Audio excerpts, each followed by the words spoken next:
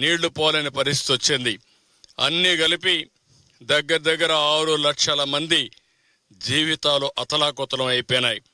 ఇంకొక పక్కన మేము సర్వ విధాల ప్రయత్నం చేశాం. ప్రతి ఒక్క ఇంటికి ఆహార పొట్లాలు పంపించాలని. ఒక రోజున 10 లక్షల మందికి ఆహార పొట్లాలు పంపించి ఎన్నైనా పర్వాలేదు చేర్చమన్నాం. బోట్లు తెప్పించాం, ఎన్డీఆర్ఎఫ్ను పెట్టాం, హెలికాప్టర్లు తెప్పించాం. ఆహార పొట్లాలు ఎక్కడికక్కడ హెలికాప్టర్ల ద్వారా సరఫరా చేశాం. డ్రోన్స్ పెట్టుకున్నాం.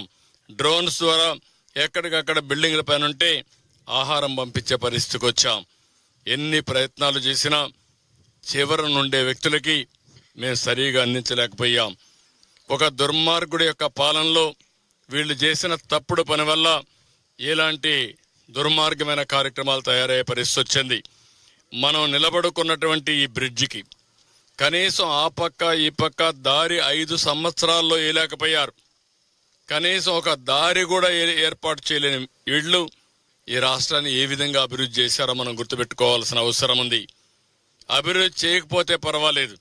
నేను ఆ రోజు నుంచి చెప్పాను, వ్యవస్థలు చిన్న భిన్నం అయిపోయినాయి, భ్రష్టు పట్టిపోయినాయి.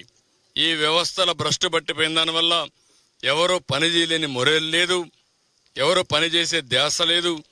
అక్కడి నుంచి నాకు 2-3 రోజులైతే శత విధాల అడ్మినిస్ట్రేషన్ని ఫోర్స్ చేసినా మేము లాస్ట్ వేలో అనుకున్న లక్ష్యాలు నెరవేర్చలేకపోయాం.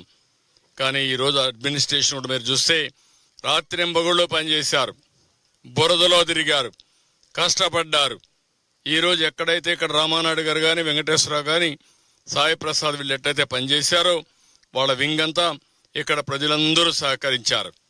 ఎక్కడికక్కడ స్వచ్ఛందంగా ఇక్కడ ఒక లోకల్ కాంట్రాక్టర్ ఉంటే అతను కూడా ముందుకొచ్చి వెంకటేశ్వర అనే కాంట్రాక్టర్ ఏమాత్రం మొహమాట పడకుండా ఏం చేయాలనో స్వయంగా ఉండి పర్యవేక్షించి ఈ బ్రీచ్ని క్లోజ్ చేసే పరిస్థితికి వచ్చారు.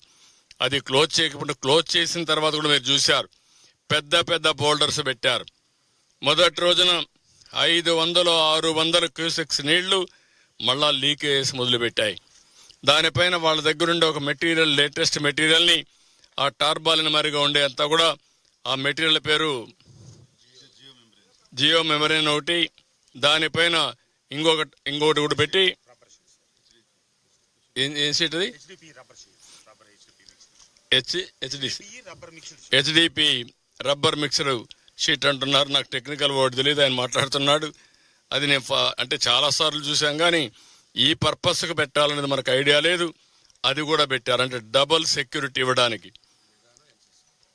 ముందు మెగా వచ్చారు, వాళ్ళ దగ్గరుండే ఒక షీట్ తీసుకొచ్చారు. ఎన్సిసి వచ్చారు, వాళ్ళ దగ్గర ఉండే షీట్ తీసుకొచ్చి డబుల్ ప్రొటెక్షన్ ఇచ్చారు. అవి పెట్టడానికి రాజమండ్రి నుంచి గజ ఈతగాళ్ళని తీసుకొచ్చారు. మళ్ళా నీళ్ళు లోపలికి వెళ్ళాలి, లోపలికి వెళ్ళి ఆ షీట్ వేయాలి. ఆ షీట్ మళ్ళా బయట రాకుండా వెయిట్ పెట్టాలి. అవన్నీ వెయిట్ పెట్టి ఎన్ని విధాల ప్రయత్నం చేయాలనో. ఎందుకంటే మామూలు ఈతగాళ్ళు లోపలికి కూడా పోలేరు. లోపలికి పోయి ఒక 10